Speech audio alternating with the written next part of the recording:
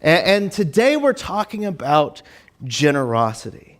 Generosity and what it means. And I have this core idea about generosity.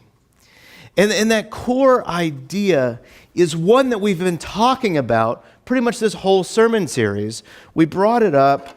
I got to change this.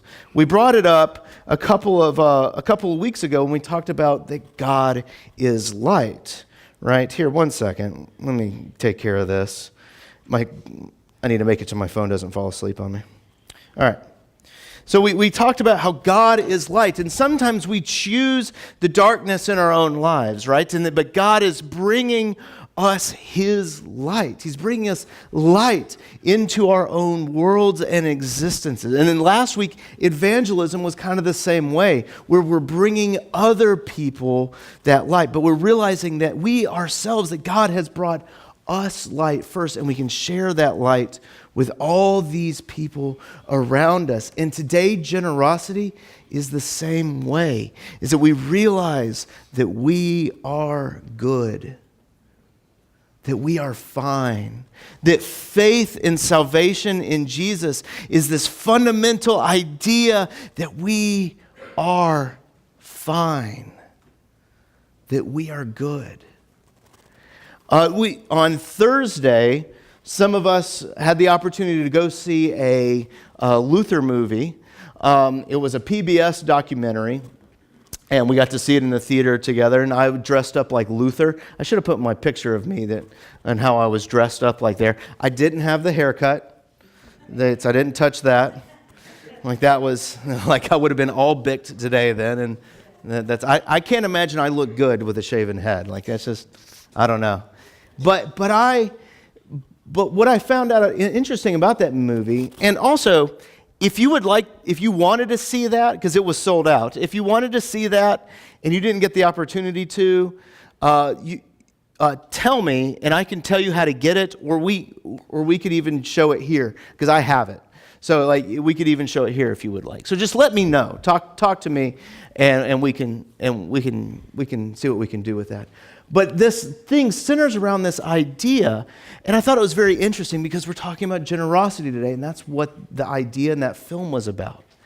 It was realizing that Jesus has saved you. By faith, you have been saved. You're fine. You're fine. You don't have to pine for the good old days, right? You are fine in the new thing that Jesus is putting you in. You are fine as you begin to walk forward. And that's where I kind of get to our statement for today is, are you grumbling for the old, or are you living in the new? Because Jesus keeps pushing us forward into the new and pushing us into His resurrection, right? And saying, you are fine. But oftentimes we're like, ooh, but I want that old feeling again. I want that old idea again. But listen to me. Jesus has saved you. You're good. You're good. Because there's this old idea of scarcity that keeps coming up. Now, I want to talk about Israel for a little bit. Now, many of you know Genesis is my favorite book, and Genesis and Exodus is the same book. It's the same story. The reason why there's two books there is because they ran out of room on the scroll. All right? So you have Genesis and Exodus. It's the same story. Read it. And some of you are like, that can't be true. And but it's the same story. So I love Genesis and Exodus. It's because we see who God is, and also we get to see who we are, right? We get to see who we are here. And the story of the Exodus is amazing. You guys know what the Exodus is about, right? Charlton Heston goes as Moses, right? He's over there and he goes up to, what is that, Yul Brynner or something like that? And he's like, let my people go, right? And the Pharaoh's like, no! Like, your people aren't going to be let go. So what happens? Like, God sends all these plagues onto them, right? All these plagues that go onto them, and Pharaoh is still obstinate and it's like, no, I'm not going to do that. He just won't listen to Chuck, right? And he just is like, let my people go. He's like, no. And it finally got to the point where the final plague comes, where the Israel is told by God to put blood above the door sills, put blood over the door sills, and the angel of death goes over Egypt. And everyone that doesn't have blood above the door sills loses the firstborn child. Tragic story. Tragic. And they're in depression and all that. Pharaoh's like, yes, go. I don't care anymore.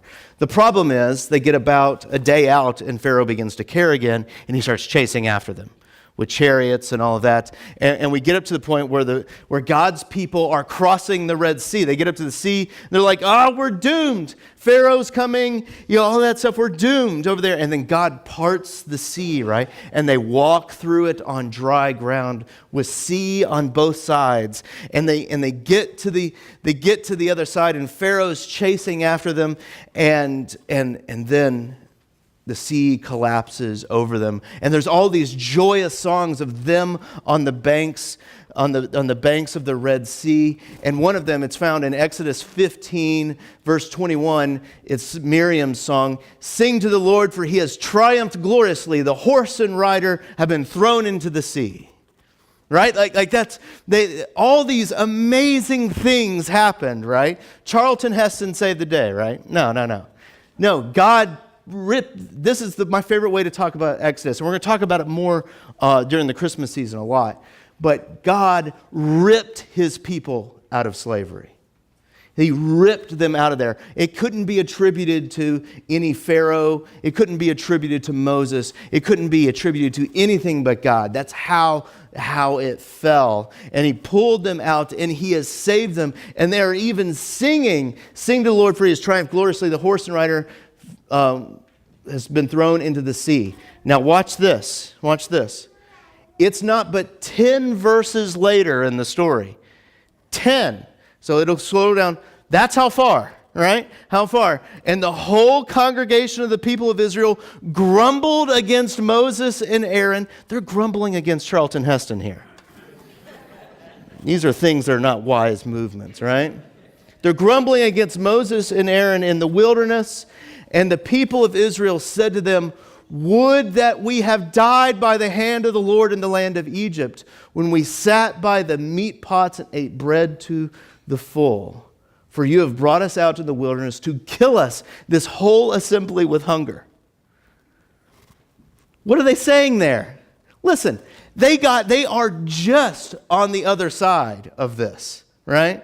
They had just experienced and seen amazing things that are really hard to explain to people, right? They're just on the other side of that. They've seen all these plagues. They've walked through water, and they've seen it collapse on Egyptians, right?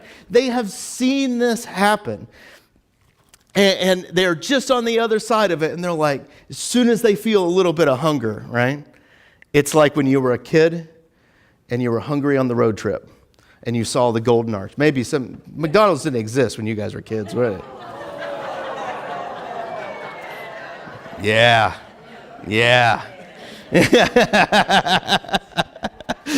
You saw, or maybe you're a kid, saw the Golden Arches, and there's like, "McDonald's!" And they start yelling and screaming, right? And that's what they're talking about. It's like I would rather be late to Grandma and Grandpa's house and have beautiful chicken nuggets with Szechuan sauce, right? And beautiful chicken nuggets and be late than not have McDonald's. I'd rather be stuck in slavery and be fed than be out here and be hungry. Like that, what's the core of that message? The core is this old idea of scarcity. This old idea of we don't have enough. We don't have enough, so I'm just grumbling for that previous time, and I'm not going to live where God has put me in the new.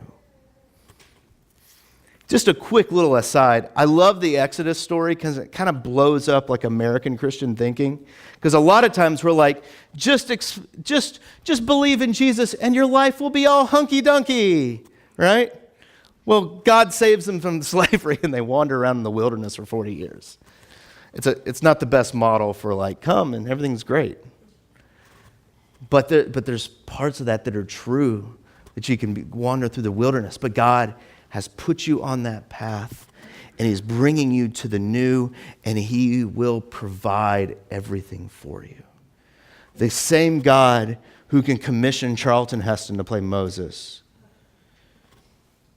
same God who sent Moses, same God who sent the plagues, the same God who ripped his people out of Egypt, out of slavery, crossed through the Red Sea, can provide anything for them. And even when you don't know what it is.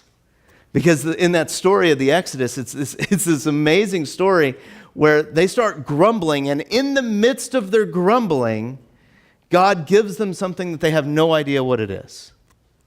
Like, that's what manna means. It's like, what is it? That might get translated differently in different translations. But what is it? Like, what is this stuff? And it was like this bread, and the bread would end up going bad really quickly, so they couldn't stockpile it. But God was providing for them every day. They had enough, even in the midst of the wilderness. They had enough. Here, I have a photograph of them getting manna. But they had enough. That God was providing for them each and every day. And I think that's the core of our generosity.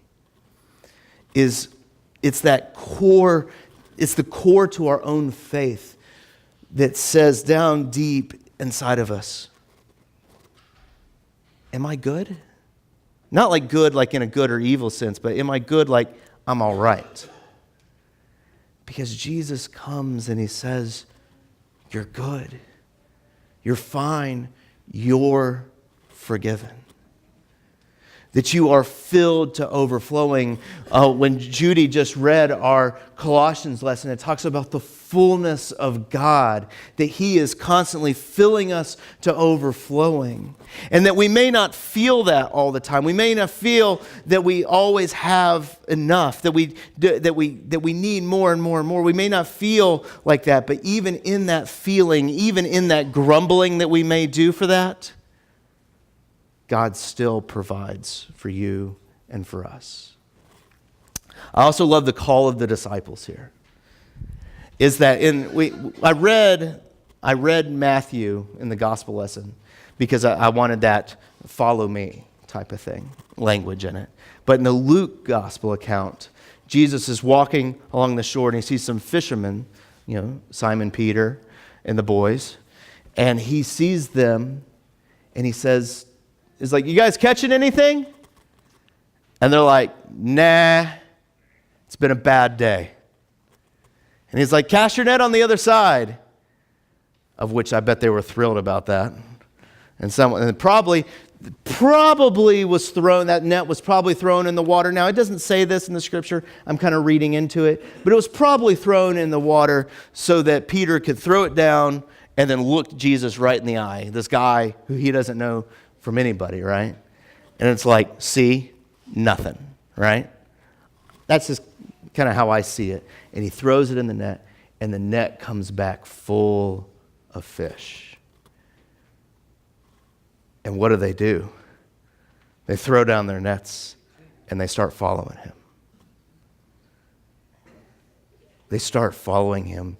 All of a sudden, they realize. Now, this is a struggle for them throughout the entire gospel stories. They're always struggling with this idea, but they suddenly realize something clicks inside of them, and it's just like, we'll have enough with this guy.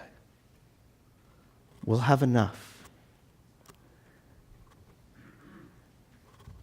So hear me, church. You are forgiven. God has given you light. He's given you light, and He's put you in the new. He's put you in your situation that you're in right now. He's put you in there, and He has forgiven you. You don't have to work for your salvation anymore. You're free to do whatever you need with your neighbor. You're free to be generous in whatever way. You don't have to pay for your salvation. You're free. He has pulled you out of any slavery, any bondage. You're free and you're forgiven. And I think that's the heart of our generosity, is really realizing that we are forgiven and free.